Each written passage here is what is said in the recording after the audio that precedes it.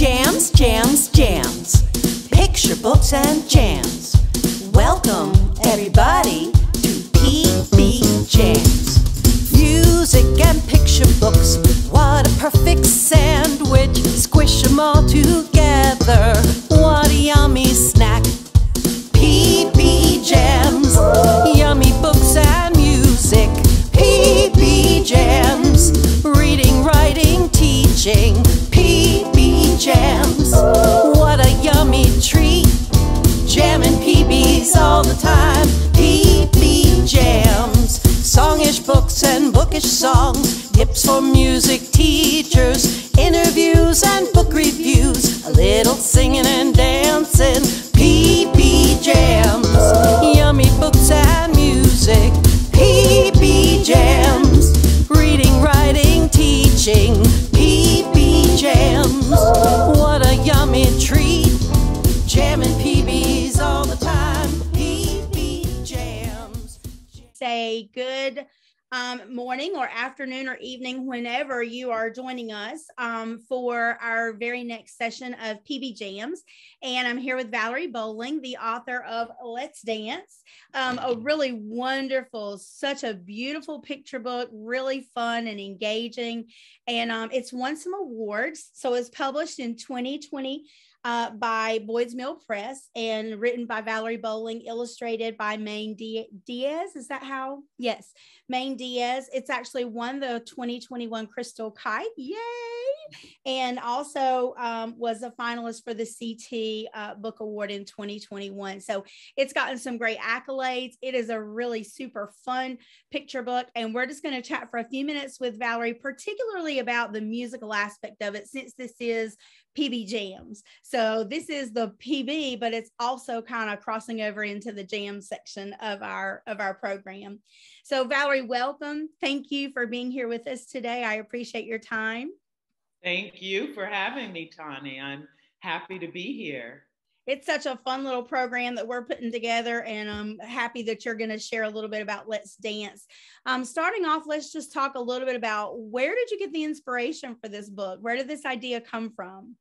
Sure. So I just noticed that whenever music is turned on, people start to dance. And by people, I mean babies, I mean middle-aged, elderly, the entire span of people really enjoy dancing. And it's such a wonderful way to come together and connect with others and build community.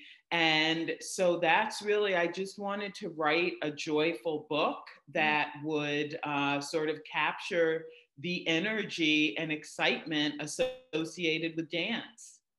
Yes, and it does do that. It really does. Can you talk a little bit about, from your perspective, like the musical connections within this book? Where do you see music fitting in with this book? Sure. So music, of course, as I started out answering your first question, saying whenever music is turned on, people start to dance. So there is such a clear connection between music and dance. It's rare to have dance without music. Now, I say rare because I will tell you, when I read the story, I encourage kids to dance along, and it is amazing, Tani, to see kids moving even without music because of the words in the book, like the first page, which is flamenco dance from Spain, tappity tap, fingers snap. And I say, let me see you tap those feet, tap, tap, tap. Let me see you snap your fingers. Oh, and if it's on Zoom, which it usually has been recently, I'll scroll through and look and call out names and say, oh, look at so-and-so tapping those feet. And oh, look at those snaps. And so kids will move even without music. But of course, music is the natural way, the natural call for us to dance. And so, as I said, there's just a natural connection. And with this book, for instance, I mentioned the first dance is flamenco dance from Spain. So kids can look at, what instruments do we use with that dance? And maybe they can make instruments, or if there are instruments in the classroom already, they can do the dances with the different instruments. Yes, that's a great point. And I love that you read that first couple lines, because even just the rhythm of the book, you're right. It's rhyming couplets all the way through. And so you have this lovely lilting rhythm all the way through that encourages rhythm and music even within itself, like you said, even without the music. And yeah, kids will dance. They don't have to have music. They will definitely dance. And since I read that, let me just show them this Yes, page. love it. So that's the tappity tap finger snap. And you can see Maine's illustrations, the way the looks on the faces and the way that people are just really enjoying themselves dancing. My one liner for this book is it celebrates dances from around the world and the diverse children who enjoy them. And even on the very first page, we see the boy with a cane because he's blind. So I often encourage students to look for kids and dancers in the book that you don't often see in other books, underrepresented children. Right. Right. And I love your point too about like making instruments. Like there's some great crafts online. I'll try to link those up about making your own castanets, which are really popular in flamenco, and Yes. you can use bottle caps. So there's a lot of great ideas that you can use to connect. We'll link some of those up in the resources below. So speaking of teachers in classrooms, and I know you're still connected with classrooms still, are teachers at your school, or have you heard other teachers around the world that are using the book in interesting ways, maybe ways that surprised you? Yeah, I wouldn't say that I've heard anything that's really been surprising to me, because I do think the natural way of doing it is to, just read, look at the words, the language, maybe the rhymes, also certainly get kids moving. I know the book came out March 3rd of 2020, and a week later we were in shutdown.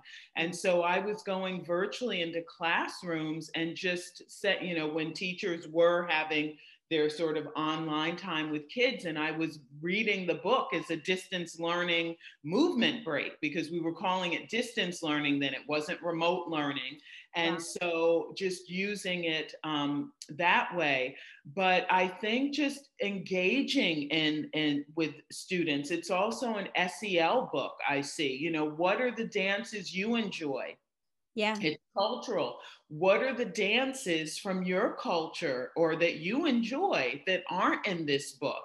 And also writing and art, can you draw yourself dancing? And can you write about your favorite dance or a time when you were dancing? Or if you want to do the rhyme, what's your favorite dance? Can you write a rhyming couplet for it and maybe illustrate it? So I just think there are so many ways to use the book. I know a friend of mine said that she had her young son, speaking of instruments, she found a way to make an instrument, a guitar, out of a box and some rubber bands. And, you can make a percussion instrument out of anything around your home, right? I mean, this table that I'm sitting at, I can start.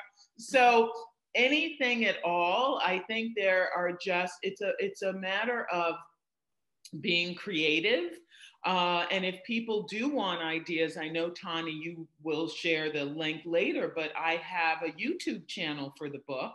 It's not it's not active right now, I'll be honest. It was a summer project with some high school students. So we did it in summer of 2020, but we did push out content, and there are ideas, there are educational ideas and ways to engage with the book, as well as actually some dance lessons. We had a Friday dance party. And so there are a number of dances that are being taught by people who actually, know how to teach dancing. So I think it's just, being creative and seeing what the book means to you and what ideas come to you, and also asking students. They'll tell you, we've read this book, what should we do now? Or what would you like to do? I mean, there's geography involved. Let's find the countries on the map. I feel, numerous possibilities for people, and and for young kids to engage with the book in fun ways.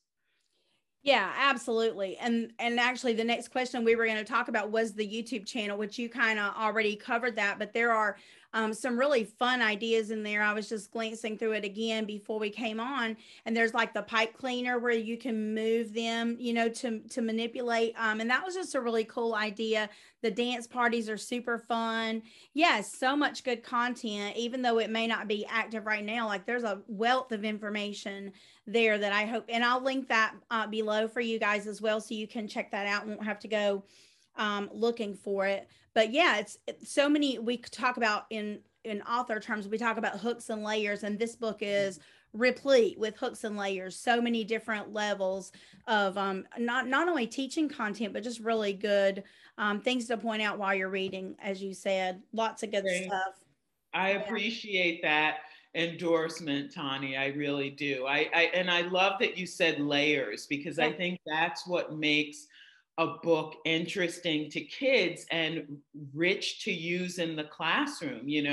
The cultural layers, the global there, and of course, the dancing, and then the kids from different backgrounds. And I love I'll show here the ballet spread, because I will often say to students, picture, when you think of ballet dancers, what do you picture? Who do they look like? And older kids, I've done this with 6th graders, and I know this book says it's for ages 3 to 7 or something like that. Well, first of all, let me tell you, I have friends who's 9 months old, and babies love this book. Okay, and I have used it with older kids because I've shown them even my first draft and then my revisions. So again, there are so many ways to use a book. If you're a teacher and and a parent, and you know how to use it.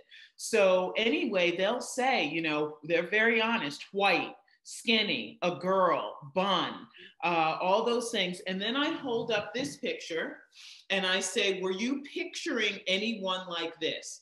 They definitely were not picturing a girl wearing a hijab. Mm-hmm. Some of them do say, yeah, I did picture, the ballet dancer in pink. And I think that shout out to Misty Copeland, who has shown that, yes, there are Black ballerinas.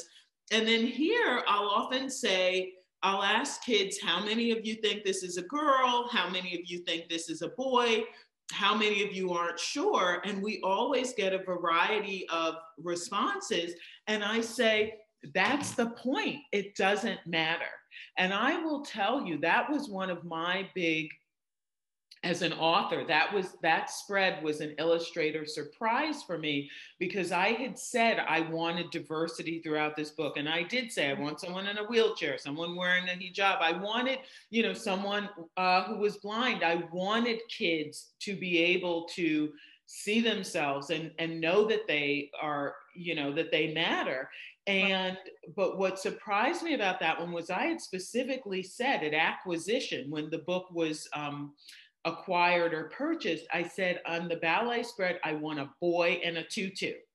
And so when I saw that page, I opened it up, and my first response was, I said I wanted a boy. And I looked again and I'm like, wait, it is a, well, and I'm like, that's even better. I don't know. And it doesn't matter. And so I just, I was just so excited by that. Yeah, I think that's a great segue into saying, picture books, you were talking about picture books and the age range, but as a teacher, as a purveyor of picture books, I think picture books are for absolutely everybody. And I think dance is for absolutely everybody. And so this book brings those two ideas together so beautifully too, I think, that anybody can dance. You don't have to dance well. You just have to enjoy dancing, right? I mean, I'm a terrible dancer, but man, I love it. Like, I have a good time. And the same thing's true with picture books. I don't think there's any age limit or weight limit, or, there's no boundaries on dance, and there's no boundaries on picture books. Picture books are for everybody. I have my best friend's daughter. I call her my niece because she's like my niece. But I mean, she's a high school teacher and grown, and she still checks out picture books from the library just because she enjoys them. And so they really are for everybody all the time. Absolutely. And the sign of a good picture book, well, there are a couple of signs. One is that there are ways in which you can use it to engage with kids, which Sure. we've been talking about that with this one. I think even though it's mine, I can say I think it is great for that. Yeah. I also think it's a book that begs to be read again and again. And I think because of the rhyming language of this, it does. And that doesn't mean only rhyming books beg to be read again and again. Your traditional story with a story arc that's really interesting and maybe ends in a way you didn't expect, that's something kids love to hear again and again as well. And you also want a book that the adult reader is going to enjoy, like you said about, you know, your play niece. You know, it's something, it's not only for the child, but the adult, because the adult's going to be reading it again and again if the kid wants it read a million times.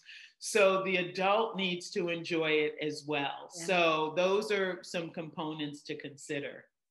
Yeah, and I love your point about not just rhyming picture books, because we did a book study a couple of weeks ago with Soul Food Sunday by Winston Bingham, and that book does not rhyme, and it's like longer than most picture books in terms of word count. But oh my word, that book begs to be read aloud again and again, and I can't imagine getting tired of it. I mean, it's just a lovely, lovely book. Super fun. It is. Yeah.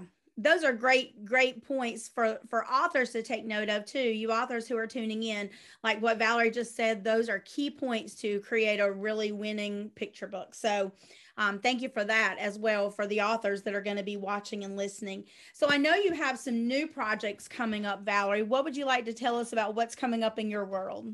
Sure, I'd love to tell you. Excuse me. As we've said, Let's Dance came out in 2020. I was able to get that book out in the world, and I'm so pleased. I had a wonderful editor, Jess Negron from Boyd's Mills and Kane, which is now Astra Publishing, and a fabulous illustrator, as you can see, even from the illustrations I showed you, Maine Diaz. And another world connection is Maine actually lives in Argentina. She's Argentinian or Argentine.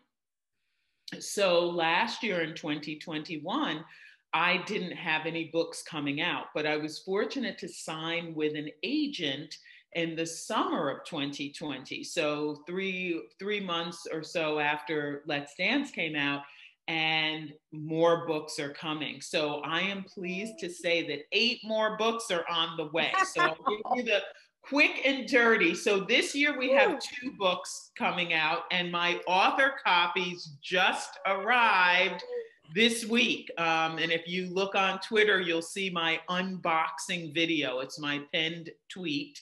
I also put it on my Facebook page and on Instagram, so you can catch it wherever. This is Together We Ride, that comes out April 26th.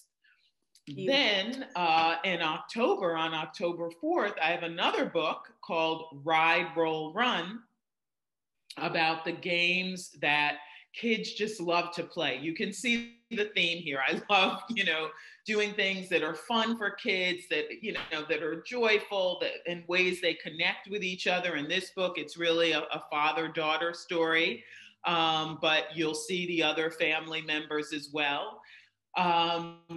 And so I'm, and the playing is kids playing with each other, and Ride, Roll, Run, Time for Fun. So those are the 2 books for this year. And then next year, there are follow-ups to each of these books. Together We Swim, which will be the mother in the family teaching the younger brother how to swim. Okay. And I'm not going to say the title for the second one, the one that's supposed to follow Ride, Roll, Run, because I'm sure the title is going to change, but I'm certain that Jam will be in the title, because the current title, if you look at the announcement, it's Neighborhood Jam. Yes. And so I have a feeling it'll be similar to Ride, Roll, Run. It'll be something with 3 words and then time to jam.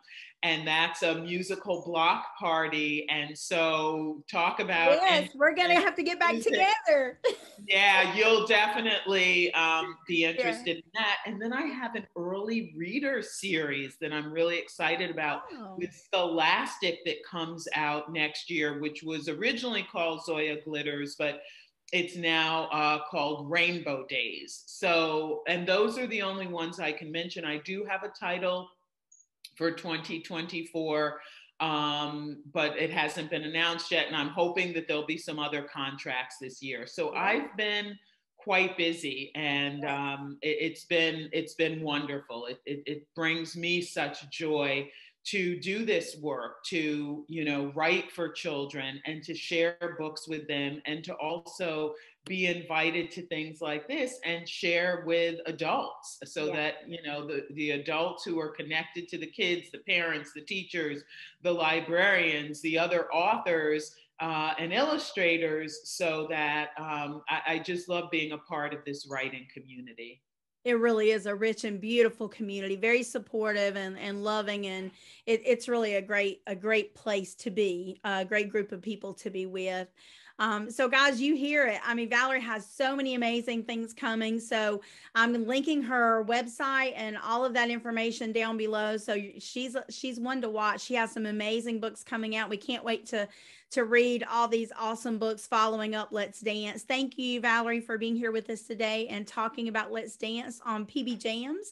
And I will link all that great information up and share some more content. Valerie has shared so much content already.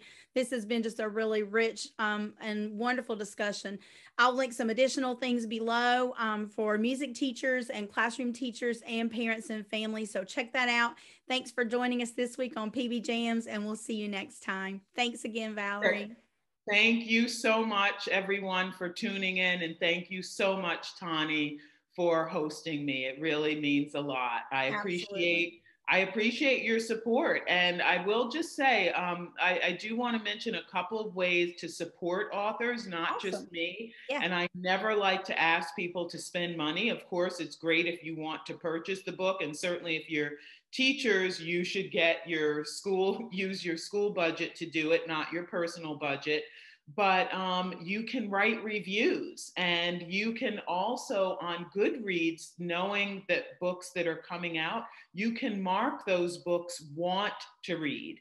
And then when you read them, you can give reviews. And I will say, not everyone knows this. We want people to be honest. Obviously, 5-star reviews are the best. If there are a couple 4-star reviews, but what you've written is positive, that's fine. If it's lower than that, if you really want to support an author, it's best not to review a book. I mean, unless there's something really, really wrong and you feel someone needs to know about it. But you can also request books at your local library. That's a great way to support authors. So yeah, and reviews, even before a book is out, books can be reviewed on Goodreads. Of course, you need to see a copy of it. I wouldn't want someone writing a review of a book they hadn't actually read. But Goodreads and Barnes and Noble, you can write reviews on those sites even before the publication date. And then on Amazon, you have to wait until the publication date. Oh, that's good to know. Yeah, but those are ways that you can support us, and they don't require you to reach into your pocket. So. Right. And just sharing out about their books too, recommending them to friends, sharing them out on your social media. I just read this great book or heard this great talk with Valerie Bowling talking about Let's Dance. Can't wait to read it. Can't wait. Those are great ways too. Just word of mouth is always one of the best ways, right? Yes, I do appreciate you adding that. Absolutely. So I just thank you so much for having me here. And as Tani knows, I have another meeting, so I'm going to say goodbye. But thank you so much, and I hope this was helpful. It was. Thank you, Valerie. Blessings. You too, Tani.